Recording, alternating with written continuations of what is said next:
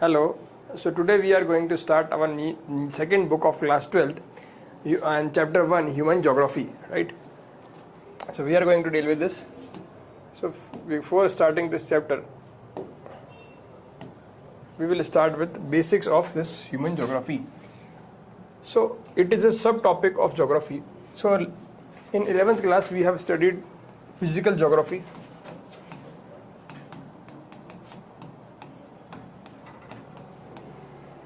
Now we are dealing with human geography. Okay. So it has like two parts, two kinds of geography, physical geography and human geography, right?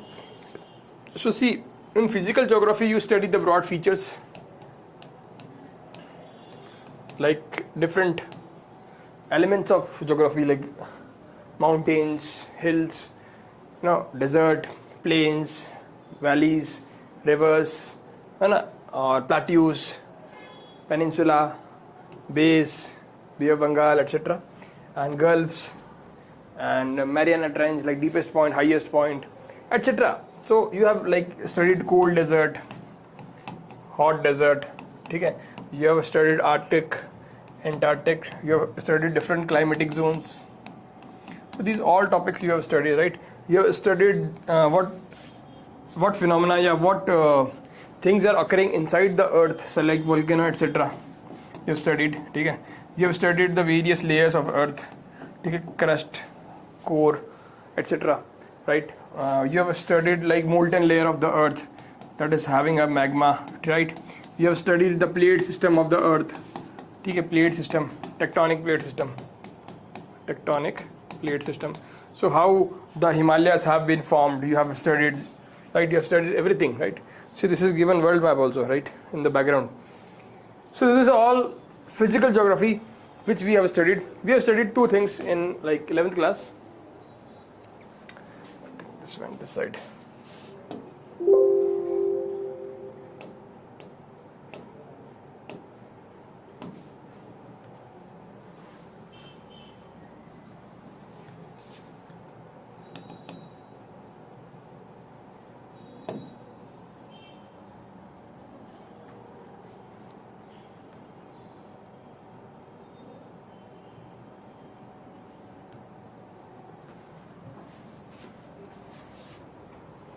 I think we have to start again.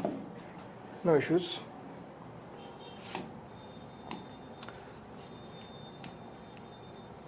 So this is all I was telling. This is all physical geography you have studied, right?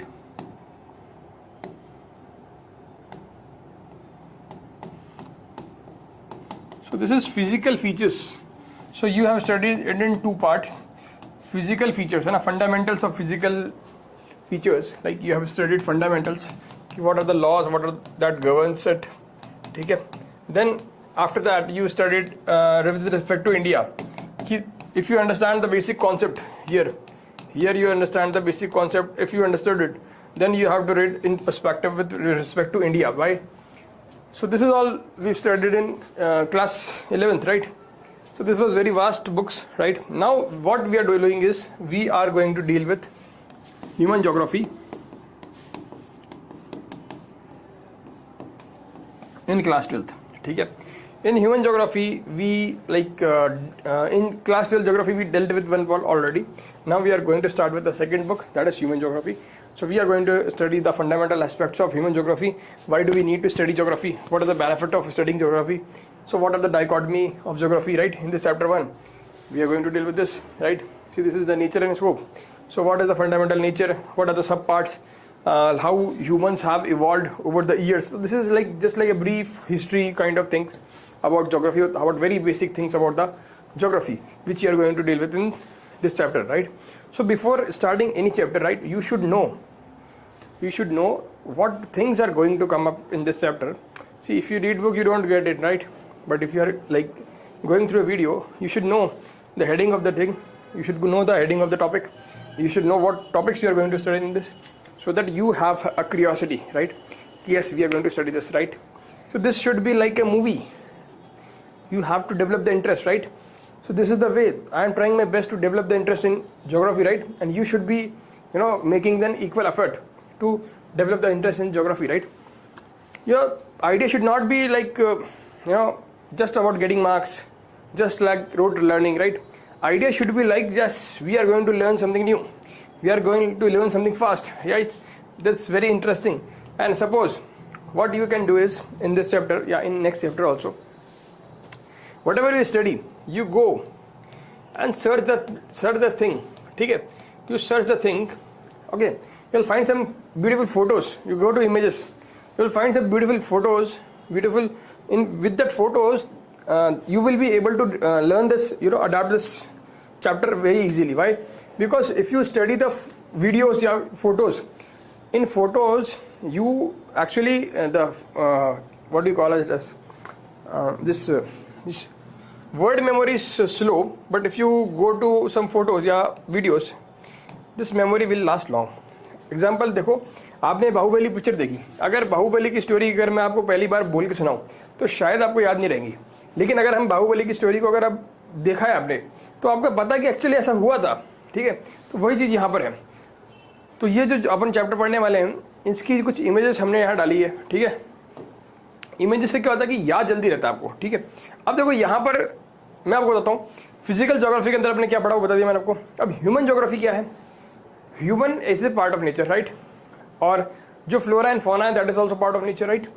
अब होता क्या है कि या तो इसको आप separately पढ़ लो, बट प्रॉब्लम क्या है कि यहाँ पर ज्योग्राफी जो है, इस ह्यूमन ज्योग्राफी जो है, इस फ्लोरा, इस फौना, इस ह्यूमन बीइंग के कारण यहाँ पर कुछ रिलेशनशिप होती है नेचर के बीच में, ठीक है? नेचर के बीच में और लिविंग ऑर्गेनिजम्स के बीच में, राइट? ह्यूमंस के बीच में। तो इस रिलेशनशिप को जब हम स्टडी करते हैं तो that will come in human geography. तो ये सारी चीज़ें हम कहाँ पढ़ते हैं? हम पढ़ते हैं ह्यूमन ज्योग्राफी के अंदर, ठीक है? ये बात हो गई। Okay fine. अब देखो यहाँ पर एक अप्रोच है। अप्रोच क्या है? 1 सेकेंड।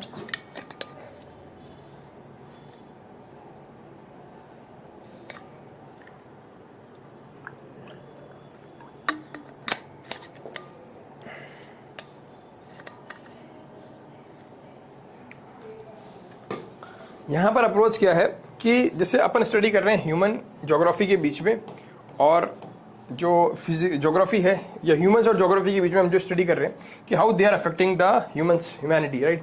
या याहू humans is affecting this geography, right? ये जब हम स्टडी कर रहे हैं तो हम यहाँ पर क्या है, सारे फिजिकल फीचर्स स्टडी करेंगे और उसमें हम ये चीज़ देखेंगे कि कहाँ कैसे जो है यहाँ पर, अरे यार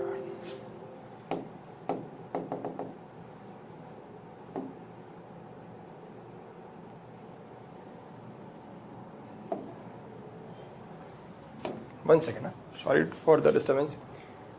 देखिए हम यहाँ पर ये चीज़ पढ़ेंगे कि कैसे जो ह्यूमन ज्योग्राफी है वो हमें अफेक्ट कर रही, कैसे जो इन्वायरमेंट है, जो ज्योग्राफी है, जो हमारे फिजिकल फीचर्स हैं उसको हम लोग इफेक्ट कर रहे हैं, कैसे हमारा और उसका जो ह्यूमंस का रिलेशन है वो चीज़ पढ़ेंगे।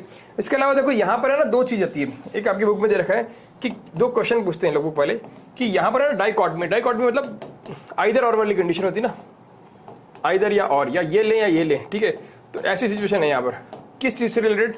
देखो यहाँ पर क्या है कि क्या हम लॉ बना रहे हैं, क्या जो ये हम जो चीज़ें पढ़ रहे हैं वो लॉ है नेचर के जिसको हम फॉलो कर रहे हैं, क्या ये ऐसा है, ठीक है? मतलब थोड़ा सा थ्योरेटिकल पार्ट है, मतलब थोड़ा समझाने की वजह से है, ठीक है? इस तरह का है कि क्या जो ज्योग्राफी के नेचर को हम समझ रहे हैं, क्या वो जो लॉ है उसके अकॉर्डिंग हम लोग चल रहे हैं, ठीक? क्या या फिर हम जो है उस लॉ को मॉडिफाई कर रहे हैं।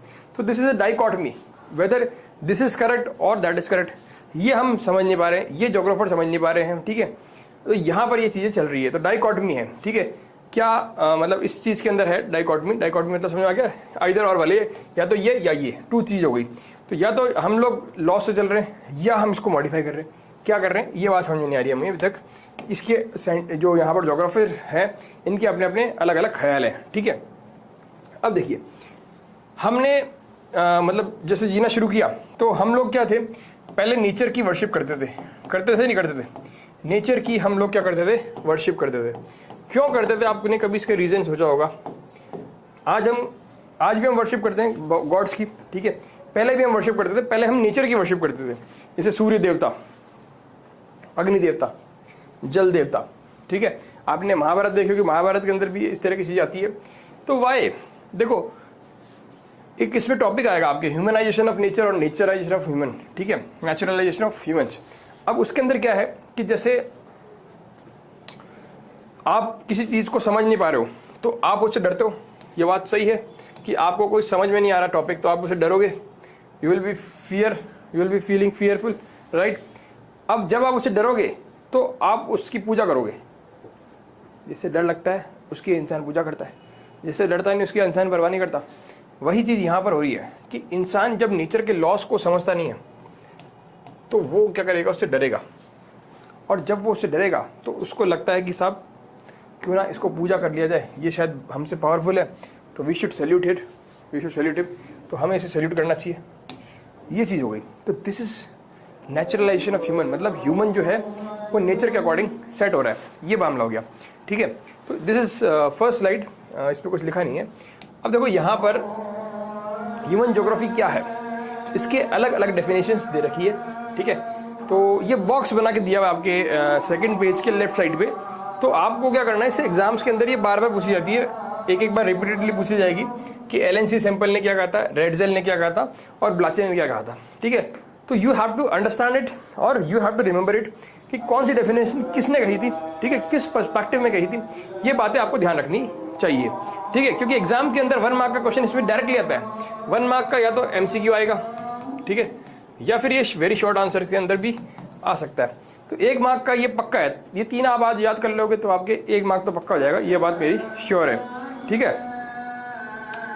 अब ज्योग्राफी जो हम पढ़ते हैं, ठीक है, इसके बताने से पहले एक पॉइंट बताता हूँ। देखो इसमें एक बात और लिखी हुई है कि ज्योग्राफी जो है वो रीजनल स्टडी है, वो सिस्टमैटिक स्टडी है, या हमको ऐसे कुछ फिक्स इसको सिस्टमैटिकली ढंग से पढ़ना चाहिए, ठीक है, क्या हमको इसे सिस्टमैटिकली ढंग से पढ़ना चाहिए, या फिर जैसे जैसे कॉन्सेप्ट हमारे बिल्डअप हो रहे हैं वैसे वैसे हमको पढ़ना चाहिए, क्या तरीका इसका बेस्ट है, ये चीज़ें यहाँ पर क्वेश्चन शुरू के अंदर कुछ पूछे हुए हैं, ठीक है।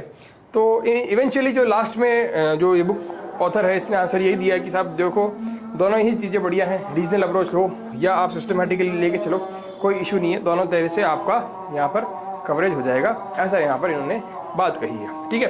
अब चलते हैं यहाँ पर ह्यूमन ज्योग्राफी की डेफिनेशंस पे। तो ह्यूमन ज्योग्राफी की डेफिनेशन जब हम पढ़ेंगे, देखो इसके पहले ना बुक में एक टॉपिक दिया हुआ है कि जो ह्यूमन्स है और जो ज्योग्राफी है उसके जो मतलब जो वर्ड्स यूज हो रहे हैं ना वो इंटर रिलेटेड हो रहे हैं। जैसे आपने वर्ड सुना होगा माउथ ऑफ रिवर, ठीक है, मतलब ये जो है ह्यूमन का माउथ जैसे हम लोग यूज करते हैं अपने खुद के फेस माउथ के लिए, तो हमने बोला माउथ ऑफ रिवर, ठीक है। तो मतलब हम जो नेचर है, नेचर को ह्यूमनाइज कर रहे हैं, मतलब उनको हम जो है ना ह्यूमन्स के नेम जैसे जो है वैसा नेम कुछ दे रहे हैं, ठीक है। इसी तरह से आपने एक वर्ड सुना होगा neck of isthmus, neck of isthmus, ये आपने एक वर्ड सुना होगा, ठीक है।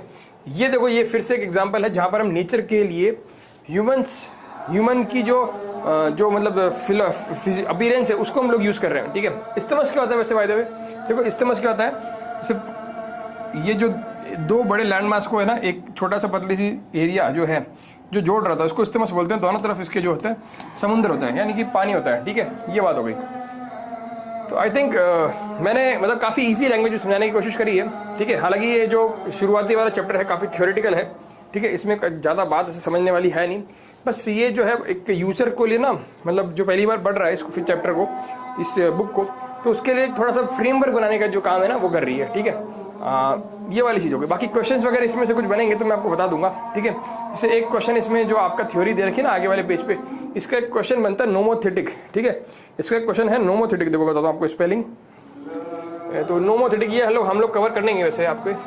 तो इसका एक क्वेश्चन बनता है कि नोमोथेटिक क्या होता है, ठीक है। एमसीक्यू दे देंगे आपको A B C और D, तो ये आपके लिए एमसीक्यू का होमवर्क है, ठीक है। आप अपना बुक खोलो, पहले पेज पर ये दिया हुआ है, पहले पेज पर ही राइट साइड में ये दिया हुआ है नोमोथेटिक क्या होता है, तो वहाँ से आप इसको ढूंढ सकते हैं नोमोथेटिक क्या होता है।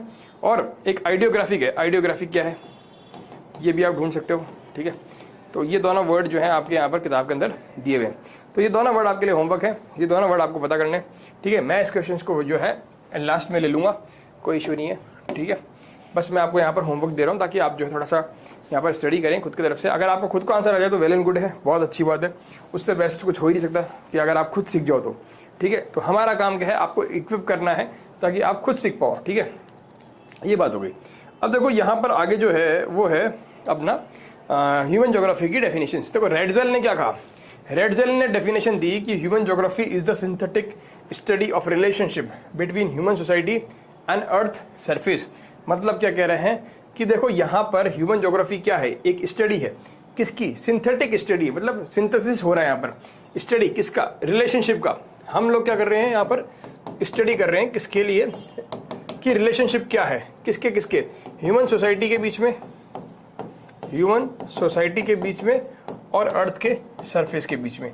मतलब क्या है इसका, कि यहाँ पर जो रिलेशन बन रहा है इसका और इसका, ठीक है, इसका और इसका, उस रिलेशनशिप को हम लोग कहाँ पढ़ते हैं, हम लोग ह्यूमन ज्योग्राफी के अंदर पढ़ते हैं। ऐसा किसने कहा, ऐसा कहा साहब भाई साहब ने, रेडजेल ने। तो अब आपको क्या करना है, कैसे याद करना है इसको, बहुत ईजी है। जैसे मैं ये डायग्राम्स बना रहा हूँ ना, वैसे आप इसको सिस्टमैटिक डायग्राम बना लो। मैंने यहाँ पे काफ़ी रफ वे में डायग्राम बनाए, आप थोड़ा सा अच्छे से इसको बना लीजिए। और इन दोनों के बीच में क्या है, रिलेशन क्या है, क्या है, ये कहाँ पढ़ेंगे, ये कौन से सब्जेक्ट में पढ़ेंगे, ये हम ह्यूमन ज्योग्राफी के सब्जेक्ट में पढ़ेंगे। किसने कहा था ये, रेडजेल ने कहा था।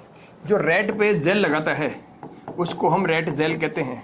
और जब आप रेड पे जेल लगाओगे तो इसी तरह के सवाल पूछोगे, ठीक है। तो याद हो जाना चाहिए आपको कि रेडजेल ने क्या कहा, रेडजेल ने क्या कहा भैया, रेडजेल ने ये कहा कि ह्यूमन सोसाइटी और अर्थ की सरफेस के बीच में क्या रिलेशन है, ये हम किस में पढ़ेंगे, ये हम सिंथेटिक स्टडी पढ़ेंगे, किसमें, ह्यूमन ज्योग्राफी में। कीवर्ड्स देख लो आप, कीवर्ड्स क्या है, synthetic study, human society, earth surface. तो जब ये कोई व्यक्ति जो ऐसी डेफिनेशन दे रहा है तो इनकी डेफिनेशन आपको जो है ना वर्ड टू वर्ड याद होनी चाहिए। क्योंकि देखो आप अपनी तरफ से लिखोगे तो कुछ ना कुछ ऊपर नीचे कर दोगे, ठीक है। तो यहाँ पर जो स्टैंडर्ड डेफिनेशंस हैं ये आपको याद होनी चाहिए। कई बार ये स्टेटमेंट देके पूछ लेते हैं किसने कहा, कई बार ये दे देंगे कि साहब इसने क्या कहा। दोनों तरफ से सवाल पूछा जा सकता है, ठीक है। तो आपको दोनों के लिए प्रिपेयर रहना पड़ेगा। अब देखो इसका ही एक्सप्लेनेशन यहाँ दिया हुआ है कि synthesis has been emphasized in the above definition. अब यहां पर सवाल आपसे पूछेंगे, देखो इन सिंथेसिस, ठीक है, इसको अलग अलग तरह से पूछ सकते हैं। हैज बीन एम्फेसाइज, एम्फेसाइज मतलब जोर दिया गया, किस पर, सिंथेसिस पर। इन हुज डेफिनेशन, ऐसे पूछ लेंगे, in whose definition of human geography, ऐसे कुछ भी लिख देंगे। यहां पर पूछ लेंगे, पहला देंगे आपको सैंपल, ठीक है, पहला दिया सैंपल, दूसरा दे देंगे आपको रेडजेल, तीसरा दे देंगे आपको ब्लैच, चौथा दे देंगे आपको मार्क्स, कुछ भी दे सकते हैं। अब अगर आपने ठीक से पढ़ाई होगी कि सिंथेसिस का जोर किसने दिया था साहब, तो रेडजेल वाली डेफिनेशन में दिया था। तो हो गया ना एमसीक्यू कवर हो गया आपका एमसीक्यू। इसमें इस तरह से आपसे सवाल पूछे जाएंगे। देखो चैप्टर थोड़ा सा आपको बोरिंग लग सकता है, क्यों लग सकता है, क्योंकि थ्योरी है इसके अंदर, ठीक है। पर अपने को क्या करना है, इसको इंटरेस्टिंग बना के पढ़ना है, ठीक है। दूसरा, मैं आपको सवाल इसलिए बता रहा हूँ साथ साथ में, ताकि आपको ये समझ में आ जाए कि भाई यहाँ से सवाल कैसे बनेंगे, ठीक है। तो एक आपको क्या करना है, डेफिनेशन याद कर लेनी है। दूसरा, इस डेफिनेशन के अंदर जोर किस पे दिया जा रहा है, ये सिंथेटिक लिखा ना, इसका मतलब सिंथेसिस पे जोर दिया जाएगा। तो किसके और किसके बीच में, किसने दिया ये जोर, इसने दिया सब, रेडजेल ने, ठीक है। रेड जेल लगाता रेड पर जेल लगा रहा था, इस तरह की बातें कर रहा था। देखो भैया की बातें करता है, ठीक है। आगे बढ़ते हैं भैया। आई थिंक ये वाली डेफिनेशन सबको क्लियर हो गई, इसमें किसी को कोई भी डाउट नहीं होना चाहिए, ठीक है। एक second,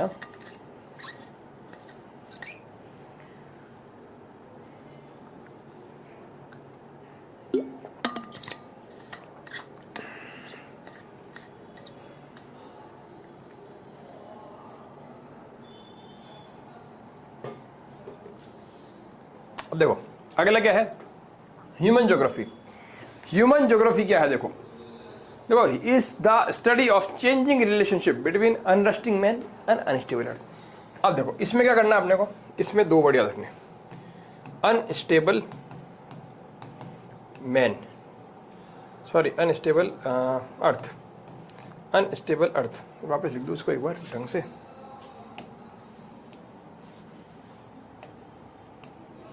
unstable earth and अनरेस्टिंग man.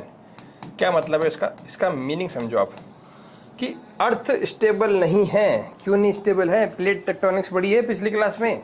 Plate tectonics में आपने देखा होगा, देखो मैं आपको रफली बताता हूँ।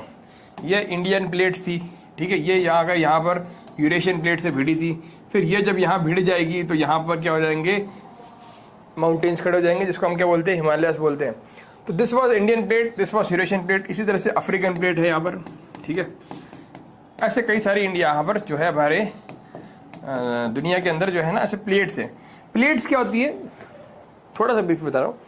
प्लेट्स जिसपे कॉन्टिनेंट, जिससे एक लावा होता है ना, मैग्मा टाइप का, जेली टाइप का एरिया, उस पर जो है ना ऐसे प्लेट्स यूं मूव करती है, ठीक है। अब ये प्लेट्स क्या होती है? पहले यहाँ पर हजारों लाखों साल पहले यहाँ पर ये जो है ना एक अर्थ ऐसे थी और चारों तरफ जो है वाटर था, ठीक है, ये पूरा वाटर से भरा था। अब यहाँ क्या हुआ? ये पहले दो टाइप में टूट गई, दो भागों में टूट गई। फिर इसके कई सारे और सारे भाग होते गए, छोटे छोटे छोटे, ठीक है। तो इनमें से ही एक भाग ये है, एक भाग यहाँ ऑस्ट्रेलिया है। तो ये चीज़ हो गई, ठीक है, ये वाली बात क्लियर हो गई। अब यहाँ पर जो ये टूटी तो इस तरह की जो अर्थ है ये बनी। तो आज भी आप जब अर्थ को पूरा कंबाइन कर देंगे तो ये पूरा गोला बन जाएगा असली, ठीक है, ये बात क्लियर हो गई।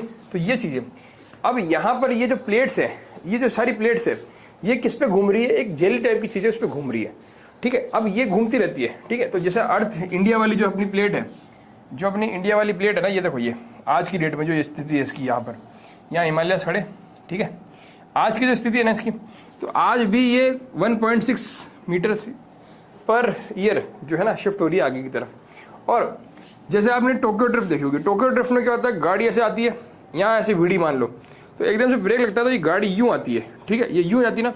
तो अब यहाँ पर ऐसा बोला जा रहा है कि ये जो इंडियन प्लेट है यहाँ से भिड़ रही है और इसकी जो हाइट है, इसकी जो हाइट है ये हर साल बढ़ रही है। जैसे अभी आप माउंट एवरेस्ट की हाइट देखोगे तो आपको 8.86 मीटर हो गई है अभी, ठीक है। पहले 8 तक ही आता था अपने, लेकिन अभी जो है ये रिवाइज हुआ है, ठीक है। इसकी हाइट यहाँ ये हो गई है। क्यों हो गई है?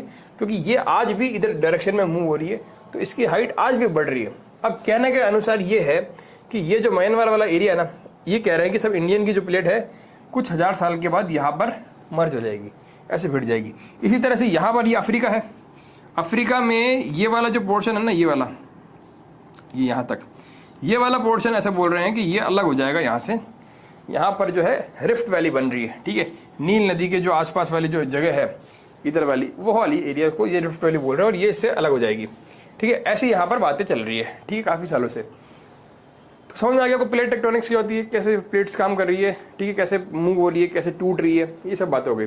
तो ये क्या कह रहा है अंकल सैंपल, LNC सैंपल क्या कहता है? LNC सैंपल कहता है देखो साहब, अर्थ भी अनरेस्टेड है, मतलब अर्थ भी अनस्टेबल है, कभी बनती है कभी बिगड़ती है, कभी पहाड़ बन जाते हैं, कभी नीचे खाई बन जाती है, कभी नीचे चली जाती है, ऐसी बातें हैं सारी यहाँ पर, ठीक है साहब। तो इसका मतलब क्या है? ये अनस्टेबल है, ये बात बिल्कुल सही होगी। और मैन भी अनरेस्टिंग है, कभी कुछ खोज करता है, कभी कुछ खोज करता है, कभी जहाज बनाता है, कभी कुछ ड्रोन बनाता है, मतलब ही इज ऑल्सो अनरेस्टिंग। मैन का मतलब क्या है फिर? ह्यूमैनिटी से। तो ह्यूमैनिटी इज ऑल्सो अनरेस्टिंग, राइट। सो यहाँ पर सैंपल जी क्या कहते हैं कि ह्यूमन ज्योग्राफी में हम क्या करते हैं कि इनका और इनका, इन दोनों का जो रिलेशन है वो क्या है? चेंजिंग है। तो इनका जो चेंजिंग रिलेशन है किसका? अनरेस्टिंग मैन का और अनस्टेबल अर्थ का। इसको हम कहाँ पे पढ़ते हैं? इसको हम ह्यूमन ज्योग्राफी के अंदर पढ़ते हैं, ठीक है। ये किसने कहा साहब? अंकल सैंपल ने। अंकल सैम से याद कर लो, अंकल सैंपल ने। सैंपल ने क्या कहा? सैंपल मतलब पूरा सैंपल ही था ये। सैंपल क्या कहेगा कि साहब तुम भी अनरेस्टेड हो, ये भी अनस्टेबल है, दोनों के बीच में रिलेशन कराए थे, बड़ा मजा आ जाएगा। ये भी पागल, मैं भी पागल, बना गया, ठीक है साहब। अनरेस्टिंग मैन, अनस्टेबल अर्थ, याद रखना, यू और यू, ठीक है, याद कर लो इसको, UUEM, unstable earth, unresting man, relationship is studied in human geography. कौन कहता है ये? सैंपल, नाम भी जोरदार है, सैंपल। बस याद रखना एक ही जगह यहाँ पर ई आएगा, ठीक है, एक ही जगह यहाँ पर डेफिनेशन के अंदर ई आएगा। अब यहाँ पर ये क्या चीज पर जोर दे रहा है? ये दे रहा है कि जोर कि आपने एक वर्ड सुना होगा कि यार बड़े डायनेमिक आदमी हो, तो डायनेमिज्म यानी कि रोज जो नई चीज लेके आए, तो डायनेमिज्म के यहाँ पर जोर दिया जा रहा है, ठीक है। तो सैंपल है, तो सैंपल किस पर जोर देगा? डायनेमिज्म पे। रेड सेल है, रेड सेल किस पर जोर देगा? सिंथेसिस पे, बनाने पे, कैसे बन रही है चीजें, ठीक है। सिंथेसिस मतलब बन रही है। तो ये क्या कह रहा था, सिंथेसिस वाला कॉन्सेप्ट क्या कह रहा था, रेडजल क्या कह रहा था कि ह्यूमन सोसाइटी और अर्थ के बीच में क्या रिलेशन है बनने और बिगड़ने का, सिंथेसिस का। वो कौन कह रहा था साहब, रेडजल अंकल कह रहे थे। ये कौन कह रहा था, सैंपल अंकल कह रहे थे। ये बात आई थिंक आपको यहाँ पर क्लियर हो गई, ठीक है भाई। अनरेस्टिंग मैन नहीं समझ में आता है, अनस्टेबल अर्थ ये समझ में आता है, और डायनेमिज्म मतलब रोज जो चीज नहीं, डायनेमिक आदमी मतलब बहुत सारी चीजें एक साथ कर सकते हो। आज आप खाई बना रहे हो, कल आप पहाड़ बना रहे हो, ठीक है, परसों आप लैंडस्लाइड करवा दिए, इंसानों के ऊपर पत्थर गिरवा दिए। तो दिस इज डायनेमिज्म। आज रोज कुछ नया हो रहा है नेचर के अंदर, कल आग लग गई, परसों पानी से बाढ़ आ गई, परसों सूखा पड़ गया, क्या कर सकते हैं।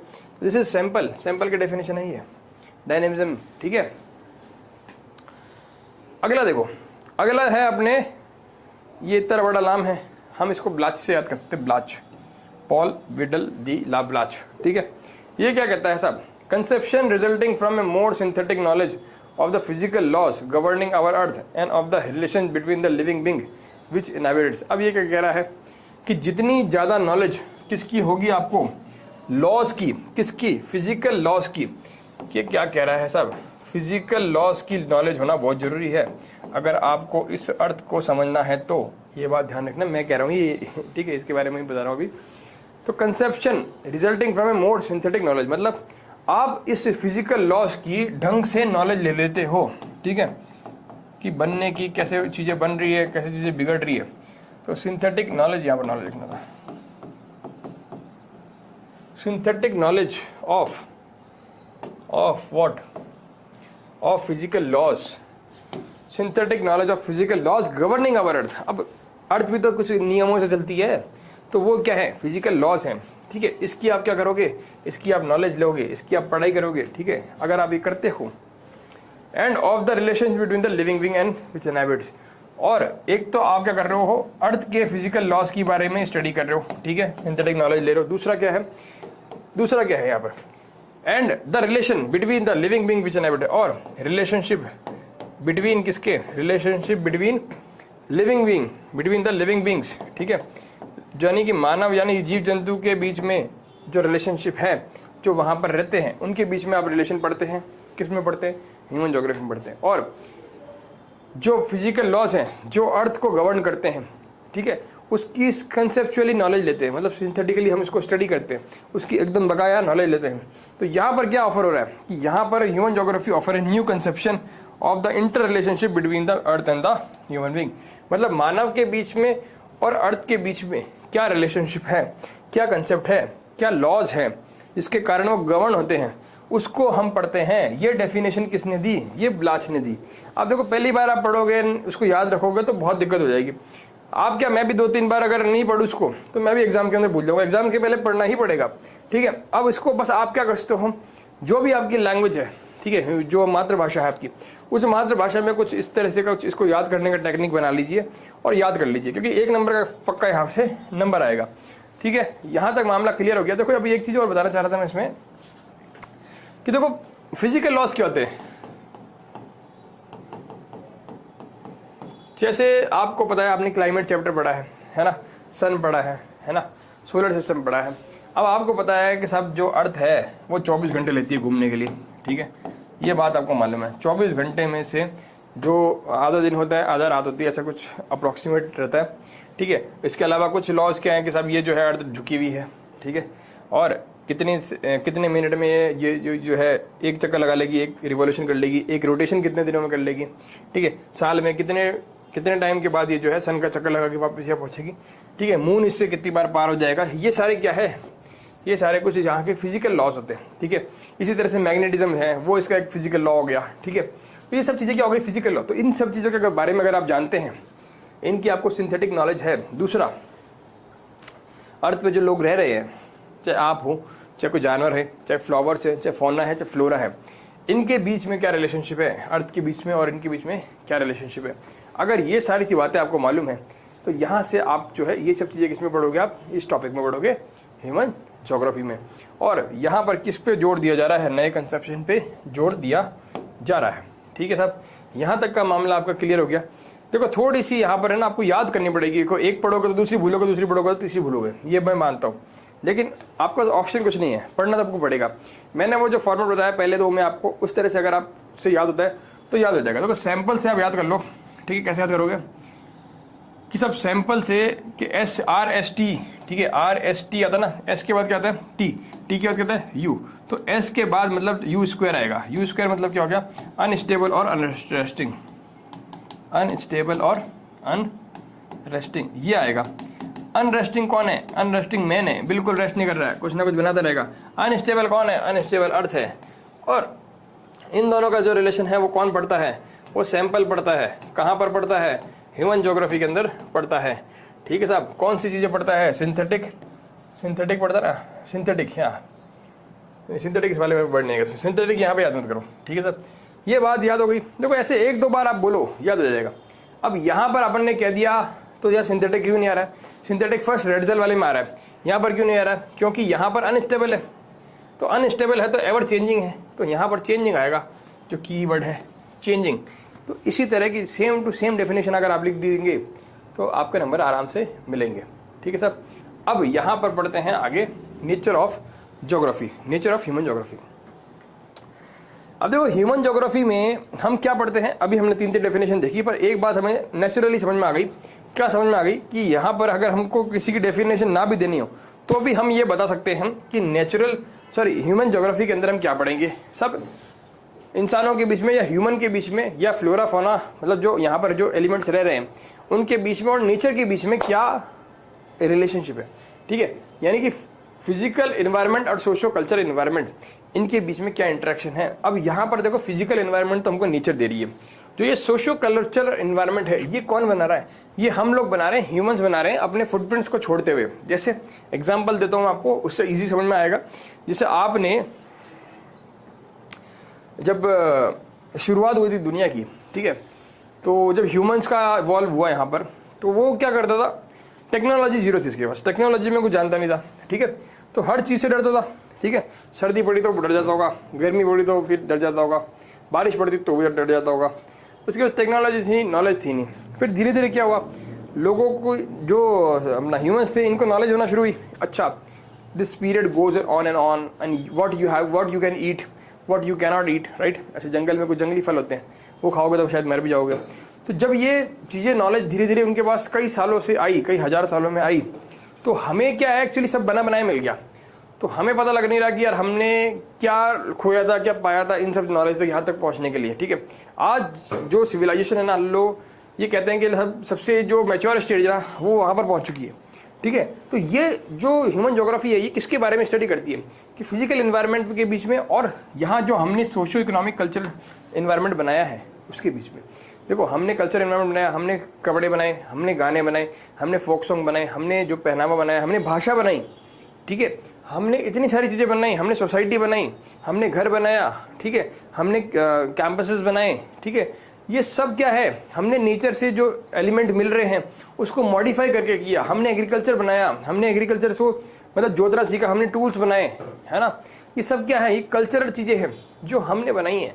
ये हमें नेचर से डायरेक्टली प्राप्त नहीं है, हमने नेचर के मटेरियल को यूज़ करके इनको बनाई है with the help of our brain, right. So this is the thing we are going to study in this human geography. We are going to study the relationship between the nature and elements of nature, मतलब elements of जो physical society जो इसमें रह रहे हैं, the persons, the peoples या the humans who are living in this nature, right? So this is the thing. I hope मैं जो अपना point यहाँ पर बोलना चाह रहा हूँ क्लियर हो गया होगा आपको, ठीक है। अब एक सेकेंड वेट,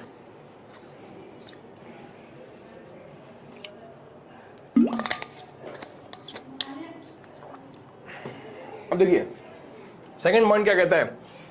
अब फिजिकल एलिमेंट या फिजिकल नेचर, फिजिकल इन्वायरमेंट, इसके एलिमेंट क्या क्या हैं, इसके हैं land, water, soil, climate, vegetation, fauna, ठीक है, ये सारे इसके पार्ट हैं, ठीक है सर। अब ये तो हो गया फिजिकल वाला। कल्चर के पार्ट क्या क्या हो गए, जैसे आपने ट्रांसपोर्ट डेवलप किया, बस क्या भगवान ने आपको बस देके भेजा ऊपर से, नहीं, आप लोग यहाँ हैं, आपने इतनी सारी इवोल्यूशन करा, आज बस पे घूम रहे हो, ट्रांसपोर्ट अवेलेबल है, बैलगाड़ी थी उस समय, बैलगाड़ी अवेलेबल है, घोड़े पे बैठ के आपने कहा, भगवान ने आइडिया दिया गया, आपने आइडिया लग गया क्या घोड़े पे बैठ सकते हैं, ठीक है। फिर कम्युनिकेशन, ऑब्वियसली मोबाइल फ़ोन, सबसे लेटेस्ट एग्जांपल आप देखो चैट जीपीटी, ये भी बना दिया आजकल आपने, ठीक है। उसके अलावा आप देखो ड्रोन्स, ये बना दिया transport medium, emails, Telegram etcetera. Satellite settlements क्या होते हैं, घर या जहां पर ह्यूमन रहते हैं, that are called settlements, right. तो आपने अलग अलग एरियाज के अंदर अलग अलग तरह के सेटलमेंट्स बना रखे हैं। कश्मीर चले जाओगे ऐसे शेप में घर मिलेंगे ताकि बर्फ जो है नीचे गिर जाए, ऐसे बना दोगे तो अगले साल जो है पूरी जो छत है वो नीचे आ जाएगी, ठीक है, पानी मारू का रहेगा, बर्फ जम जाएगी, ठीक है। लेकिन आप प्लेन्स एरिया में जाओ, समतल भूमि वाली छत मिलेगी आपको ऐसे प्लेन वाली, और नालियाँ रहती है वहाँ पर, ड्रेन्स, वहाँ से जो पानी सारा निकल जाता है, ठीक है। तो सेटलमेंट्स हमने बनाए, ठीक है, भगवान ने कुछ नहीं बनाया इनमें से, भगवान ने हमें बनाया और नेचर को बनाया। क्रॉप्स नेचुरल, अच्छा क्रॉप्स जो हमने उगाई है, अलग अलग तरह का इन्वॉल्वमेंट करा है, उसके क्रॉप से हमने जो डिशेस बनाना सीखी है, ठीक है। तो ये सारी चीज़ें क्या है, ये ह्यूमन ज्योग्राफी के अंदर हम लोग पढ़ते हैं और इनके बीच में इंटरेक्शन जो होता है वो हम समझते हैं। अब नेचुरलाइजेशन ह्यूमन मतलब मैन जो है वो नेचर से इंटरेक्ट करता है, ठीक है। अब जब मैन की शुरुआती स्टेज थी, ठीक है, तो उसके पास टेक्नोलॉजी बिल्कुल नहीं थी। टेक्नोलॉजी जब बिल्कुल नहीं होगी तो आप क्या करोगे भाई, आपके पास कुछ दिमाग नहीं है उस समय, आपके पास कुछ आइडिया नहीं है, आपके पास कुछ रिसोर्स नहीं है, तो जैसा चल रहा है वैसे चलने दोगे भाई, आपका ऑप्शन क्या है, आप कुछ कर नहीं सकते, ठीक है। अब धीरे धीरे क्या हुआ, ह्यूमंस जब यहाँ पर घूम रहा था दुनिया के अंदर, तब उन्होंने क्या किया, इस नेचर के लॉस को समझा कि हाउ दिस नेचर वर्क्स और how we can modify somewhat little bit in for adapting it to according to our need. But ये टाइम होने में बहुत टाइम लग जाएगा। तो शुरुआती दौर में तो क्या होगा कि नेचर के अकॉर्डिंग ही हमें चलना पड़ेगा। तो वैसे ही कुछ बात यहाँ पर लिखी हुई है, ठीक है, देखो क्या बात लिखी हुई है। So man interact with nature with the help of technology, ठीक है, ये बिल्कुल बात सही है कि मैन नेचर से इंटरेक्ट कैसे करता है, टेक्नोलॉजी की वजह से। सर्दी लग रही है, स्वेटर पहन लिया, टेक्नोलॉजी है भाई, हमने बनाई है, लगाओ, आओ, कितनी सर्दी लेके आओगे, हमारे पास और स्वेटर्स है, हमारे पास लेदर जैकेट्स है, हुआ कि नहीं हुआ टेक्नोलॉजी। इतनी ब्यूटीफुल नेचर है, आप लोग उसको कैप्चर करना चाहते हो कि सब कहीं भी बैठ के हम देख सके, रूम के अंदर भी देख सके, है ना, कहीं दूसरे ग्रह में जाएंगे वहाँ पे भी देखेंगे कि हमारी धरती है, ऐसा भी है। तो भगवान ने थोड़ा ना कहा, टेक्नोलॉजी से आपने नेचर से इंटरेक्ट कर लिया, you have to capture it, right. इसके अलावा और क्या चीज़ें आप जिससे बोल सकते हो, जैसे आग तो खैर नेचर में रहती है, पर आपने प्रोड्यूस करना तो सीखा, फ्रिक्शन के लॉस सीखे, हीट कैसे निकलती है वो सीखा, किस टेम्परेचर पर कोई भी चीज़ जो है रिमूव हो सकती है। टेक्नोलॉजी जैसे मेटल्स को कैसे हमने एक्सट्रैक्ट किया, अब एक्सट्रैक्ट करने के बाद उसको अलग अलग करने की जो प्रक्रिया है वो भी हमने तो सीखी है, कि हम ऊपर से कुछ सीख के आए, नहीं, वो हमने यहीं पे इन्वॉल्व करी है। तो this is how technology plays a role, ये सारी टेक्नोलॉजी तो है। So it is not important what he creates, क्या बनाया ये जरूरी नहीं है, but with what tools he used to create the technology, मतलब आपने क्या बनाया, it is a one thing, but आपने किन टूल्स का इस्तेमाल करके वो चीज़ बनाई या वो चीज़ प्राप्त करी, ये बड़ा इंपॉर्टेंट पार्ट है इस स्टडी के अंदर, ठीक है। फिर technology indicate the level of culture development. अब जिस सोसाइटी का जितना टेक्नोलॉजी में डेवलपमेंट होगा उसका क्या होगा, उतना ही इंपॉर्टेंट मतलब जो है डेवलपमेंट हो जाएगा, ठीक है। क्या कह रहा है, देखो वापस पढ़ते हैं, कहाँ गया, technology indicate the level of culture development of society. कि टेक्नोलॉजी से ये पता लगता है कि सोसाइटी का कल्चर कैसे डेवलप है। इसका तो एग्जांपल अपन करंट में देख ही सकते हैं।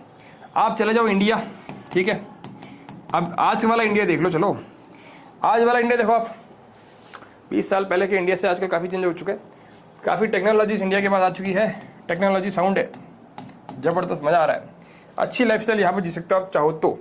चलो यहाँ पर नहीं जी पा रहे, कोई बात नहीं, अमेरिका चल जाओ, नॉर्थ अमेरिका में एक देश है जिसका नाम है USA, ठीक है, यहाँ चले जाओ, या फिर आप यूरोप चले जाओ, कहीं भी जा सकते हो आप, ठीक है, यहाँ चले जाओ, यहाँ भारत से भी ज़्यादा टेक्नोलॉजी है, तो यहाँ का जो कल्चर है ज़्यादा इवॉल्व है, ठीक है। यहाँ पर जो है नेचर के फोर्सेस को कंट्रोल करा गया है, कैसे, आप चले जाओ, यहाँ पर अभी बुक में एग्जाम्पल आएगा, टॉप वाले देश में, मतलब नॉर्दर्न बॉर्डर वाले, नॉर्दर्न पोल्स वाले साइड में बर्फ़ जमी रहती है, कई कई दिन तक वहाँ पर धूप नहीं निकलती है, कई कई दिन तक वहाँ पर है ना रात ही रहती है, ठीक है, कई टाइम तक काफ़ी ठंड पड़ती है।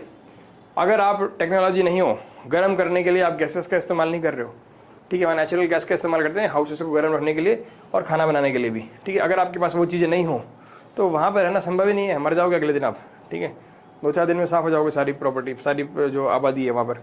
लेकिन यहाँ पर इंडिया में तो ऐसा नहीं है, इंडिया में गर्मी एक्सेस पड़ती है, ठीक है। अभी समर्स में जो है गर्मी ज़्यादा पड़ेगी, फिर विंटर्स आते हैं, विंटर्स में इतनी कुछ खास सर्दी यहाँ पड़ती नहीं है, वहाँ जितनी तो नहीं पड़ती है। कम से कम आप कहोगे सर हमारे तो बहुत ठंड लगती है, ऐसी बात नहीं है, थोड़ी ठंड पड़ती है लेकिन इतनी नहीं पड़ती, ठीक है। अब हमारे पास इतने अच्छे टूल्स नहीं देते उनके पास है, ठीक है। उनके पास क्या क्या टूल नहीं है, खेती के लिए इनका ज़बरदस्त टूल है, सारे डेवलपमेंट वहाँ हुई है। अब इसी तरह से हम तीसरी सोसाइटी लें जो यहाँ पर अफ्रीका वाली है, ये हमसे भी पिछड़े हुए हैं, ठीक है। यहाँ आप चले जाओ, यहाँ कोई दवाई बेचने को रेडी नहीं है, क्यों? क्योंकि लोगों के पास पैसा नहीं, पेइंग कैपेसिटी नहीं है। तो यहाँ के अगर कोई बीमारी फैल जाती है तो कई सालों तक यहाँ पर कोई ध्यान नहीं देता, कई लोग मर जाते हैं बीमारी से। लेकिन भारत या कहीं डेवलप्ड स्टेट में चले जाओ, टेक्नोलॉजी अच्छी है, पैसे अच्छे आ रहे हैं लोगों के पास, तो वहाँ पर क्या हो रहा है, चीज़ें जा रही है, बिक रही है। इसी तरह से आप कोई ट्राइबल बेल्ट में जाओ जहाँ पर ट्राइबल लोग रहते हैं और उनसे कंपेयर करो अपनी टेक्नोलॉजी को, तो यहाँ पर टेक्नोलॉजी प्रिमिटिव है, बिल्कुल जीरो के बराबर। आज भी वो भाला यूज़ करते हैं, बो एंड एरो यूज़ करते हैं लकड़ी वाले, ठीक है, कोई टेक्नोलॉजी है। अब उनको ये मालूम नहीं चल रहा कि आप जिससे लड़ रहे हो सिविलाइज सोसाइटी है, वो काफ़ी एडवांस सोसाइटी आपसे, ठीक है। तो अगर वो अपनी पावर यूज़ करेगी तो आपको ख़त्म कर सकती है। लेकिन हम लोग क्या करते हैं, जैसे एक अंडमान में एक आइलैंड है, वहाँ पर कुछ लोग बचे हैं, एक सभ्यता है पुरानी वाली, तो उस सभ्यता में जो है ना हम लोग जाते हैं कि उनसे इंटरेक्ट करें, पर वो लोग नहीं चाहते कि हमसे इंटरेक्ट करें। तो हम लोग जब जाते हैं उनसे मिलने के लिए तो डर जाते हैं, ठीक है, तो भाला वाला फेंकते हैं हमारे पास, ठीक है। ऐसे एक यहाँ पर बैन है, अंडमान निकोबार के आसपास एक आइलैंड है, वहाँ जाना है ना, इंडियंस के लिए बैन है, मतलब बाहर वाले भी नहीं हंसते, वो उनको हमने आइसोलेट किया हुआ है। तो थोड़े बहुत मेंबर ही बचे उस कम्युनिटी के, तो कुछ सालों के बाद जो है वो शायद कम्युनिटी रहेगी नहीं दुनिया के अंदर। ऐसे कई कम्युनिटी है जो अभी वाइप आउट हो चुकी है, ठीक है। तो यहाँ से हमें एक चीज़ समझ में आ रही है कि जिस सभ्यता ने, जिस सिविलाइजेशन ने टेक्नोलॉजी को अडॉप्ट किया, वो सिविलाइजेशन ग्रो कर गई। एग्जाम्पल देख लो आप, India and China was land of gold, right? Why? Because of trade activity. तो टेक्नोलॉजी थी उस समय, हम लोग व्यवहार कर रहे थे। अब हुआ क्या कि मॉडर्न टेक्नोलॉजी डेवलप कहाँ हुई, पहले यूरोप के अंदर हो गई। तो इन लोगों ने वर्ल्ड को पूरा कैप्चर कर लिया, वर्ल्ड पे डोमिनेट कर लिया। पिछले 200-300 सालों की जो बात है वो ये है, ठीक है। समझ में आ गया को टेक्नोलॉजी का रोल क्या है। इसके अलावा एक और एग्जांपल है, देखो यहाँ पर इंडस वैली सिविलाइजेशन थी, ठीक है। यहाँ पर इसके अलावा मेसोपोटामिया सभ्यता और भी सभ्यता थी, चाइना वाली सभ्यता थी यहाँ पर, ठीक है। अब हमारा जो है ना इनसे इंटरेक्शन होता था ट्रेड के रूप में, ठीक है। तो जब हमने इनको कंपेयर किया ना, तो यहाँ पे हमें पता लगा कि टाउन प्लानिंग के मामले में इस सिविलाइजेशन का कोई जवाब ही नहीं था। आज की जो टाउन प्लानिंग है ना, उस जमाने में करते थे ऐसे स्क्वायर के अंदर, यहाँ पर ग्रिड सिस्टम से ये लोग टाउन प्लानिंग करते थे, ठीक है। जैसे आज आप चंडीगढ़ जाओगे ना, तो चंडीगढ़ में आपको इस तरह के शहर मिलेगा आपको, ठीक है। उस तरह की प्लानिंग उस जमाने में थी। आज से लगभग मेरे ख्याल से 4000 साल पहले की, 5000 साल पहले की बात है यहाँ पर इंडस वैली सिविलाइजेशन में। लेकिन उस सिविलाइजेशन के साथ में पैरेलल सिविलाइजेशन यहाँ पर ये चल रही थी, मेसोपोटामिया वाली। लेकिन अगर आप यहाँ पे जाओगे ना, तो ऐसे बिल्कुल इरेगुलर शेप में यहाँ पर गलियाँ हैं, ऐसे टेढ़ी मेढ़ी गलियाँ हैं। कई गलियों में तो आप जो है ना बुलक कार्ट्स भी नहीं ले जाते, लेकिन हमारे यहाँ पर ऐसा नहीं था। और हमारे यहाँ पर एक विशेषता और थी, जैसे यहाँ पर मान लो ये रोड है, इस रोड के जो इधर साइड में जो घर है ना, जैसे मान लो ये वाली रोड है, ठीक है, ऐसे दोबारा बनाया था वहाँ पर ना, जैसे ये रोड है बनना, तो इस रोड के जो साइड में घर है ना, यहाँ पर इस घर का गेट है ना पीछे की तरफ था और खिड़कियाँ भी पीछे की तरफ थी, और जो ड्रेन थी ना वो इसके साइड में थी। तो इससे क्या पता लग रहा है अपने को, इससे पता लग रहा है कि इनकी टेक्नोलॉजी कैसी थी कि जो गंदगी रहेगी वो एक तरफ रहेगी, और दूसरा क्या होगा कि यहाँ पर प्राइवेसी का भी शायद हो सकता है कि ये मैटर रहा हो। तो ये लेवल ऑफ टेक्नोलॉजी उस जमाने में मौजूद थी। तो इससे हमें पता लग रहा है कि रोल ऑफ टेक्नोलॉजी से हम क्या कर रहे हैं, जो है नेचर से, कल्चर से, जितनी टेक्नोलॉजी हमारी इवॉल्व हो जाएगी उतना ही हमारा क्या हो जाएगा, यहाँ पर कल्चरल डेवलपमेंट हो जाएगा। तो ये मैंने आपको कुछ एग्जांपल्स दे दिए, ठीक है। इसके अलावा जैसे एग्जांपल मैंने आपको ऑलरेडी बता दिया कि हमने फ्रिक्शन को समझा, हमने हीट कैसे डेवलप हो रही है, हीट की कैसे आग लग रही है, ये समझा। और इन दोनों के समझने के बाद जो है इंसान ने जो है ना जो फायर है उसको प्रोड्यूस करना सीखा। पहले आपने देखा होगा 2 पत्थर को ऐसे रगड़ते हैं, और उन दोनों पत्थरों को कई थोड़ी देर तक रगड़ने के बाद जब सफिशिएंट हीट डेवलप होती है तो यहाँ से स्पार्क निकलती है, और उससे जो है हम लोग आग लगा सकते हैं, ठीक है, फायर को जनरेट कर सकते हैं। ये चीज़ हमने समझ ली है। उसके अलावा देखो अंडरस्टैंडिंग डीएनए, इसके अलावा देखो ये वाली बात भी होगी, सही है कि नेचर में टेक्नोलॉजी की जो बात चल रही है, उसका पहला एग्जांपल तो ये हो गया। दूसरा एग्जांपल ये वाला हो गया कि डीएनए की थ्योरी जब हमने समझ ली कि कैसे काम कर रही है ये, ठीक है, तो हमने कई सारे डिजीजेस का इलाज पा लिया। इसी तरह से आप देखो अभी कोरोना वायरस आया था। कोरोना वायरस जब आया तो हमारे को बेसिक नॉलेज सारी थी। अब हमने क्या करा, इसके डीएनए को डिकोड किया, और इसके डिकोड करने के बाद जो है हमने यहाँ पर इसके एंटीडोट बना दिया, ठीक है। एंटीडोट क्या होता है, जो आपने बेसिकली वो दवाई लगवाई है, टीके लगवाए हैं, वही टीके जो है एंटीडोट है। तो इसके लगते ही दुनिया से कोरोना वायरस का नामो निशान मिट गया। तो इसीलिए मैं कह रहा हूँ कि जितनी टेक्नोलॉजी साउंड होती जाएगी उतना जो है हमारे पास जो है यहाँ पर कल्चरल डेवलपमेंट उतना साउंड होता जाएगा, ठीक है। ये बात हो गई यहाँ पर। फिर उसके बाद देखो तीसरा एग्जांपल इसमें यह दिया है कि थर्मोडायनेमिक्स के अगर आप जो लॉस को अगर जानते हैं, समझते हैं, तो वहां पर आप जो है प्लेन्स को फास्ट उड़ा सकते हैं। कैसे? जैसे आप देखो प्लेन्स की आप ना डिजाइन देखना कभी, या आप गाड़ियों की डिजाइन देखना, इस तरह से होगी, ठीक है। तो ये जो होती है ना इस तरह से, तो ये क्या होती है, एयर को कट करती है, दोनों तरफ से एयर कट हो जाएगी और ये निकल जाएगी। जैसे आप गाड़ियों को भी देखना, ऐसे स्टीम ऐसे मतलब फ्लैट नहीं होती है, बिल्कुल ऐसे चपटा नहीं होती है, ऐसे थोड़ी सी राउंड में होती है, ऐसे राउंड में क्या होती है कि वो एयर को काटते हुए निकलती है आगे, ठीक है। तो थर्मोडायनेमिक्स के जो कॉन्सेप्ट्स हैं वो अगर आप जानते हैं, ठीक है, वो अगर आप समझते हैं, तो क्या होगा कि यहाँ पर आपको फास्ट प्लेन्स बनाने में हेल्प मिलेगी, राइट। उसके अलावा लास्ट पॉइंट है, knowledge of about nature is extremely important to develop technology and technology loosen the cycles of environment. Very good, right, बिल्कुल सही बात कह रहे हैं आप। देखिए क्या कहना चाह रहा है कि जितनी आपको नॉलेज होगी, टेक्नोलॉजी होगी, जितनी लेवल की आपके पास टेक्नोलॉजी होगी, तो जो नेचर की शैकल्स है, यानी कि जो नेचर का फोर्स है, जो हमारे पर काफ़ी टफ लगता है, हमारे को काफ़ी मतलब परेशान कर सकता है। जैसे सर्दी लग रही है, अब यहाँ बर्फ़ गिर रही है, यहाँ ठंडी हवाएं चल रही है, बर्फीली हवा चल रही है, और आपके पास कपड़ा बनाने का तरीका नहीं आता, तो आप क्या करोगे? तो अगर आपके पास टेक्नोलॉजी नहीं है तो आपको ठंड लगेगी, वो काफ़ी ज़्यादा ठंड लगेगी। एक बार करके देखना, नंगे होकर बैठ जाना कभी घर के बाहर ठंड में, रात को 2 बजे, तब आपको समझ में आएगा ये चीज़ कि टेक्नोलॉजी नहीं हो तो हम क्या करेंगे। गर्मी लग रही है, एसी बंद कर दो, पंखा बंद कर दो, लाइट बंद कर दो, धूप में बैठ जाओ बाहर, घर भी नहीं होगा आपके पास, टेक्नोलॉजी नहीं होगी तो फिर पता लग जाएगा आपको कि गर्मी क्या चीज़ होती है। तो जो नेचर का शैकल्स है, मतलब जो नेचर की कठिन चीज़ें हैं, उसको आसान कर देता है क्या? टेक्नोलॉजी की मदद से हम जो ये चीज़ें आसान कर देते हैं। So interaction between primitive society and nature is called environmental determinism. Environmental determinism क्या है कि एनवायरमेंट ही डिटरमाइन करेगा कि हम कैसे जिएंगे। कब? जब आपके पास टेक्नोलॉजी नहीं होगी। प्रिमिटिव सोसाइटी मतलब सबसे पुरानी सोसाइटी जो बिल्कुल बेसिक चीज़ों पर चलती है, उन सोसाइटी की हंटिंग गैदरिंग इन पे चलती है, उन सोसाइटी के पास टेक्नोलॉजी के नाम पर कुछ नहीं था, ठीक है। तो वो लोग क्या कर रहे थे, नेचर पर डिपेंड हो रहे थे, ठीक है। तो एनवायरमेंटल डिटर्मिनिज्म मतलब एनवायरमेंट डिटरमाइन करेगा कि आपका जीवन कितने दिन चलेगा, कैसे चलेगा, क्या आप करोगे लाइफ में, ठीक है।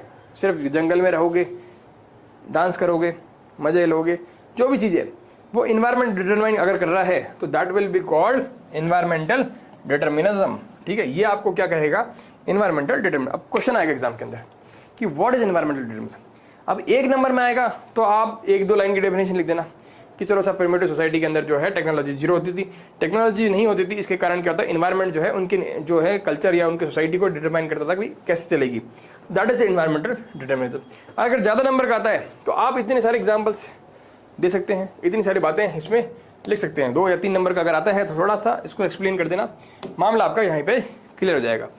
तो आई होप मैंने अपना पॉइंट आपको पूरी तरह से समझा दिया, ठीक है। इसमें कोई दिक्कत नहीं आएगी आपको, ठीक है। अब देखो इसके पहले ना एक केस स्टडी दे रखी है, ये तो आपको अगला टॉपिक दे दिया इन्होंने, इसके पहले केस स्टडी दे रखी है नेचुरलाइजेशन ऑफ ह्यूमन, ये रही देखो ये केस स्टडी दे रखी है, ठीक है।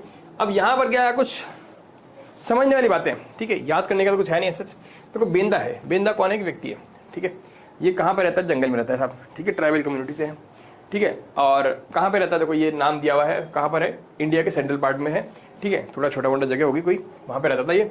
और इसके यहाँ पर जो है ही village consist of 3 deep huts, मतलब इसके गांव के अंदर खाली 3 हट्स थी और कोई भी बर्ड, कुत्ता, बिल्ली कोई वहाँ पर रहता नहीं था, सिर्फ ये लोग ही रहते थे, ठीक है। और ये छोटा सा लॉइन क्लोथ पहनता था और पूरे एरिया को सर्वे करता था, ठीक है, ताकि जो उसकी ट्राइब है उसको एग्रीकल्चर के लिए कुछ जगह मिल सके। और ये कौन सी एग्रीकल्चर, शिफ्टिंग एग्रीकल्चर जो है फॉलो करते थे, प्रिमिटिव एग्रीकल्चर, इसको शिफ्टिंग एग्रीकल्चर बोलते हैं। शिफ्टिंग एग्रीकल्चर क्या होती है, जैसे आपने ये मान लो पूरा फॉरेस्ट एरिया है, ठीक है। अब आपने कहा कि साहब हमको खेती करनी है, खेती करने के लिए आपने क्या करा, इतना जंगल जला दिया, ठीक है, ये हो गया पार्ट 1। अब पार्ट 1 में आपने खेती करी, जब ये लैंड अनफर्टाइल हो जाएगा तो आप क्या करोगे, आप नेक्स्ट पैच में मूव हो जाओगे और फिर यहाँ पर पार्ट 2 को इसको भी जला के राख कर दोगे, इसको जला के राख करोगे, एसेस बन जाएंगे। एसेस क्या होती है, ऑर्गेनिक होती है, यूजफुल होती है। अब इस पर खेती करी, फिर ये बर्बाद हो गया, फिर आपने इस पर आगे चले गए P3। तो इस तरह से जो शिफ्ट होती जाती है, स्लैश एंड बर्न एग्रीकल्चर भी बोलते हैं इसको, स्लैश एंड बर्न एग्रीकल्चर, ठीक है, ये भी बोलते हैं इसको। और या फिर इसको शिफ्टिंग एग्रीकल्चर भी बोलते हैं, शिफ्टिंग एग्रीकल्चर भी इसको बोलते हैं, ठीक है। ये देखो थोड़ी सी स्पेलिंग देख लेना आप लोग, मैंने इसको ऐसे लिखा है। ठीक है, ये चीज़ हो गई। अब यहाँ पर क्या है, बेंदा और उसके फ्रेंड जो है स्मॉल फॉरेस्ट को बर्न करते थे, उसके ऐश को ये फर्टाइल सॉइल को फर्टाइल बनाती है, मैंने आपको ऑलरेडी बता दिया।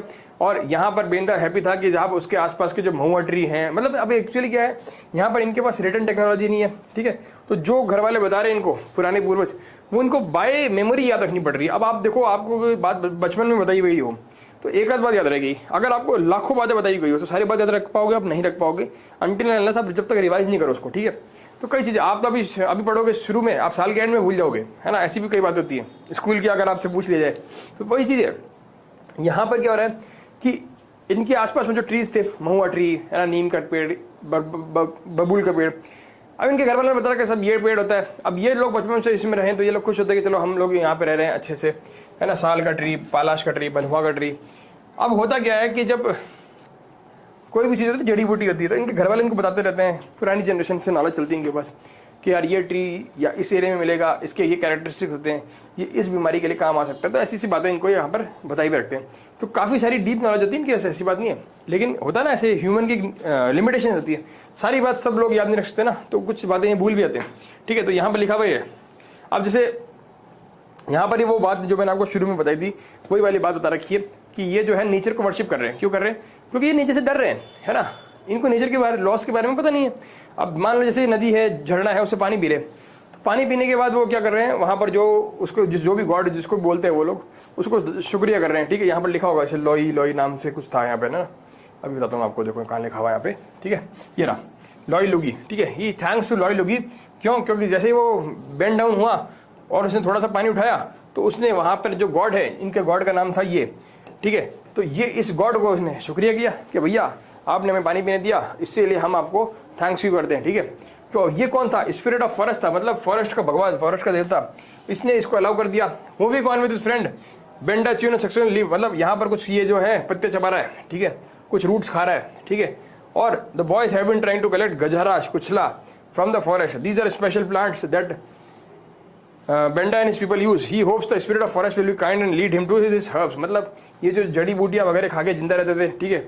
अब जब ये खा रहे हैं पेड़ से तोड़ तोड़ के इनको, तो ये बदले में जो है यहाँ के जो देवता इनको जिनको भी मानते हैं उनको ये क्या कर रहे हैं, शुक्रिया कर रहे हैं कि चलो आपने हमें यहाँ पर अलाउ किया हुआ है। और यहाँ पर क्या होता है, कई बार ये बार्टर सिस्टम में इसको यूज करते हैं, ठीक है, जैसे ये चीज़ें कलेक्ट करते हैं फॉरेस्ट से और ये बार्टर सिस्टम में के लिए यूज करते हैं। जैसे कोई दूसरी कम्युनिटी या मान लो कि सिविलाइज सोसाइटी से इनका कुछ इंटरेक्शन है कहीं पे, तो वहाँ पर इनके पास पैसा तो है नहीं, क्योंकि देगा कौन, तो ये क्या करते हैं, एक सामान ये लेके जाते हैं और बदले में जो दूसरा व्यक्ति सामान लाया इसको क्या करते हैं, सामान के बदले सामान एक्सचेंज कर लेते हैं। तो इस सिस्टम को हम क्या बोलते हैं, बार्टर सिस्टम बोलते हैं, ठीक है। ये बात समझ में आ गई आपको, यहाँ तक मामला क्लियर हो गया।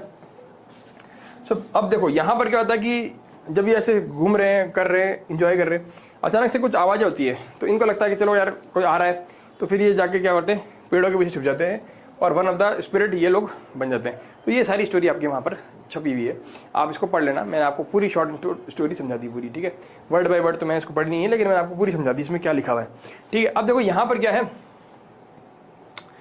ये हो गया ह्यूमनाइजेशन ऑफ नेचर, ये हो गया, है ना। अच्छा, naturalisation of human and humanisation of nature. अब ये क्या कहना चाह रहा है कि जैसे जैसे टेक्नोलॉजी डेवलप हो रही है, जैसे जैसे टेक्नोलॉजी डेवलप हो रही है, पीपल ने क्या नेचर को समझना शुरू कर दिया, और जैसे ही वो चीज़ होती है तो they move from state of necessity to the state of possibility. मतलब अब आज की डेट क्या हो रही है, देखो आपने डीएनए समझ लिया, आपको बीमारियों का इलाज पता लग गया, ठीक है, आपकी आंखें खराब हैं, आपने आई का ऑपरेशन सीख लिया, आंखों को कैसे ठीक किया जाए, ठीक है, आपका हार्ट में प्रॉब्लम है, आपने हार्ट का ऑपरेशन सीख लिया। तो इससे क्या होगा कि यहाँ पर जो आप नेचर के भरोसे बैठे थे कि सब भगवान करेगा सब कुछ, अब कुछ हद तक जो है आपने सोचा कि यार everything is possible. Why? Because when we have understood the nature of laws of nature, when we have understood the laws of nature, ठीक है, तो हम यहाँ पर क्या कर सकते हैं, उस लॉज को समझने के बाद उसको यूज कर सकते हैं। सीधी सी बात ये, ठीक है, आपको समझ में आ गया कि ट्रैफिक के अंदर लेफ्ट में चलना है, मतलब जाने वालों को इंडिया के अंदर लेफ्ट में चलना है, तो आप लेफ्ट में चलोगे, आओगे जब वापस की तरफ से आओगे आपके उधर वाले लेफ्ट हो जाएगा, मतलब यहाँ वाले से आप राइट हो जाओगे, ठीक है। अब फॉरेन में क्या होता है, कई बार उल्टे चलते हैं, वहाँ पर राइट में चलते हैं चलने वाले, दोनों तरफ वाले अपने अपने साइड के राइट में चलते हैं। तो ये लॉज है, तो लॉज आपको मालूम होना चाहिए, है ना। ये हो गया। फिर human activities created cultural landscape. अब ह्यूमन एक्टिविटी से क्या होता है, कल्चरल लैंडस्केप होता है, मतलब जहाँ पर भी ह्यूमन जा रहा है वहाँ पर अपने फुटप्रिंट छोड़ रहा है। जैसे ह्यूमन बींग्स ने एग्रीकल्चर डेवलप किया, सेटल एग्रीकल्चर डेवलप किया, सेटल एग्रीकल्चर ये डेवलप किया ह्यूमन बींग ने, ठीक है, ये चीज़ हो गई। तो यहाँ पर अपने पद चिन्ह छोड़ दिए। ह्यूमन बींग ने यहाँ पर ग्रिड सिस्टम बनाया था, मैंने अभी आपको बताया ग्रिड सिस्टम, ठीक है। तो यहाँ पर अपने पद चिन्ह छोड़ दिए, अपने फुटप्रिंट छोड़ दिए।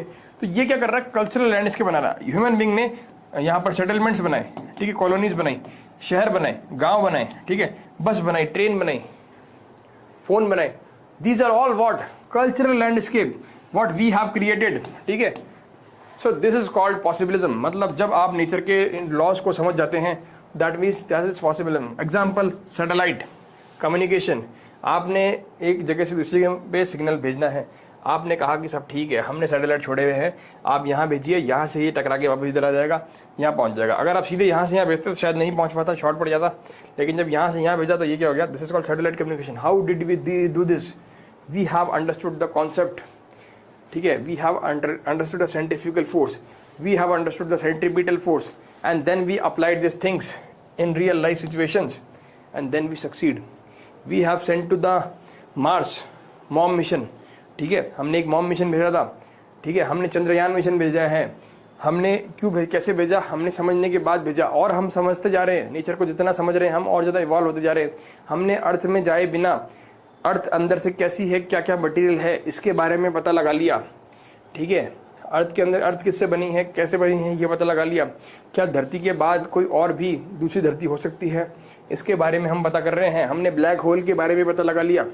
ये सब हमने कैसे किया, हमने नेचर के लॉस को समझना शुरू करा, हमने ऑब्जर्वेशन करना शुरू करा, और उसके बाद हम जो यहाँ तक पहुँचे हैं, ठीक है। ये आई थिंक हो गया था, और ये वाला अपना होएगा। अब इसके साथ ना, अब क्या है, यहाँ पर जो टॉपिक दिया हुआ है ना, इसके बाद पॉसिबिलिज्म के बाद अब ये जो टॉपिक है केस स्टडी टाइप का दिया हुआ है। एक सेकंड रुकिए, बस मैं पानी पी लेता हूँ।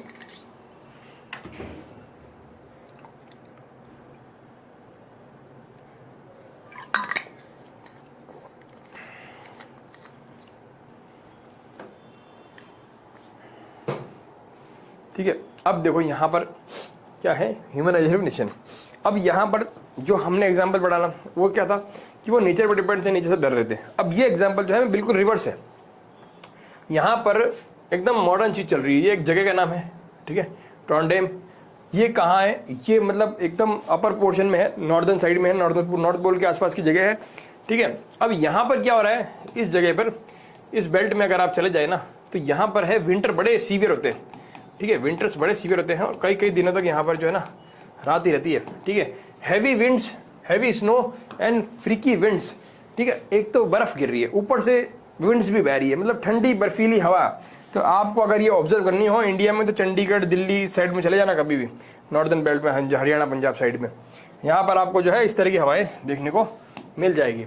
The skies are dark for months, कई कई मंथ्स तक यहाँ पर जो है सूर्य नहीं निकल रहा है, ठीक है। क्यों, क्योंकि यहाँ पर जो है सन जो है इस समय कहाँ जा रहा है, आपने ज्योग्राफी बेसिक पढ़ी होगी तो याद होगा आपको कि यहाँ पर 23.5 डिग्री साउथ है, इसको हम बोलते हैं ट्रॉपिक ऑफ कैप्रिकॉर्न, ठीक है। ये 0 डिग्री है, ये 23.5 डिग्री नॉर्थ है, इसको हम बोलते हैं ट्रॉपिक ऑफ कैंसर, ठीक है, ये बोलते हैं इसको। अब ये जो ट्रॉपिक ऑफ कैप्रिकॉर्न है, यहाँ पर अगर सूर्य सीधा पड़ रहा है, तो दैट मीन्स ये जो लिखा है इसके जो ऊपर वाली साइड, यहाँ पर अगर आप चले जाओ तो यहाँ पर कई दिनों तक, जैसे नॉर्थ पोल में 6 महीने रात नहीं होती, 6 महीने दिन होता है, 6 महीने रात होती है, तो इस तरह से यहाँ पर कई दिनों तक, यहाँ पर कई मंथ्स तक जो है डार्क ही रहेगा। तो कारी कौन है, एक व्यक्ति का नाम है, Kari drives to work in the dark at ADM, मतलब वो जो लड़की है कारी, वो सुबह 8 बजे अपने ऑफिस जा रही है, लेकिन अभी भी डार्क है, ठीक है, अभी भी डार्क है, मतलब अंधेरा है, और उसके टायर्स भी स्पेशल है जो विंटर्स में चलते हैं, ठीक है। हेडलाइट्स की हमेशा ऑन रहेगी, ऑन नहीं रहेगी, सुबह सुबह अंधेरा तो ऑन ही रखेंगे ना। और उसका जो ऑफिस है, ऑफिस, ठीक है, ये आर्टिफिशियली हीटेड है, मतलब यहाँ पर पूरी बर्फबारी हो रही है, ठीक है, रात ही है, दिन रोशनी आ नहीं रही है, कांच का ऑफिस इन्होंने बना रखा है ऐसे, इसमें क्या है आर्टिफिशियली हीट कर रखा है। तो मैंने आपको बताया ना, नेचुरल गैस, इससे ये लोग हीट करते हैं, ठीक है। तो पूरा जो यूरोप है, अगर इनको नेचुरल गैस नहीं मिलेगी तो ये ना खाना खा सकते हैं, ना ये जिंदा रह सकते हैं। तो 23 डिग्री सेल्सियस पर इन्होंने ऑफिस का टेम्परेचर सेट किया हुआ है, ठीक है। और campus of the university she works in is built under a huge glass room. तो ये ऑलरेडी बता दिया कि ग्लास का बना हुआ है, ठीक है। ग्लास का क्यों बना हुआ है? देखो सर्दी के अंदर क्या होता है, ये बर्फ को अंदर नहीं आने देगा। गर्मी के अंदर क्या होगा इसका फायदा कि यहाँ पर जो है ना लाइट्स अंदर आ जाएगी, सनलाइट अंदर आ जाएगी, ठीक है। तो ये चीजें यहाँ लिखी हुई है। टेम्परेचर इसको काफी कंट्रोल वे में इन्होंने मतलब मेंटेन किया हुआ है। और फ्रेश वेजिटेबल्स और फ्रूट्स यहाँ पर ये लोग खा रहे हैं, क्योंकि ये दुनिया के दूसरे देशों से यहाँ पर आ जाते हैं और कुछ थोड़ा बहुत यहाँ पर ये मेंटेन कर लेते हैं अपना टेम्परेचर को कंट्रोल करके, ठीक है। जैसे यहाँ लिखा हुआ है बनाना और kiwi. So these are from warmer areas and they come from regularly. Kari can network with, अच्छा अब यहाँ पर देखो, यहाँ पर ये लोग लड़की बैठी है, ये लड़की जो है यहाँ बैठी जो दिल्ली है, दिल्ली में अपने कलीग से जो है नेटवर्किंग कर रही है, उनसे कुछ बातचीत कर रही है आराम से यहाँ पर टेक्नोलॉजी की मदद से, ठीक है। और कई बार ये लोग फ्लाइट लेके कहाँ जाते हैं, लंदन जाते हैं और शाम तक वापस भी आ जाते हैं, जो कि काफ़ी दूर है। तो यहाँ पर ये जो एग्जाम्पल दिया हुआ है ये क्या है कि यहाँ पर जो है आप नेचर को ह्यूमनाइज कर रहे हो, ठीक है। यहाँ पर आप क्या कर रहे हो, नेचर को ह्यूमनाइज कर रहे हो, मतलब अपने अकॉर्डिंग मोल्ड कर रहे हो नेचर को, ठीक है। तो पहले वाला जो एग्जांपल था उसमें क्या हो रहा था, आप नेचर से डर रहे थे, नेचर की वर्शिप कर रहे थे। लेकिन यहाँ पर आप क्या कर रहे हो, नेचर की जो शैकल्स है उसको वीक कर रहे हो। कैसे? With the help of technology, with the help of understanding of laws of nature. तो this is the example of humanisation of nature. Next is, अब यहाँ पर क्या होता है देखो,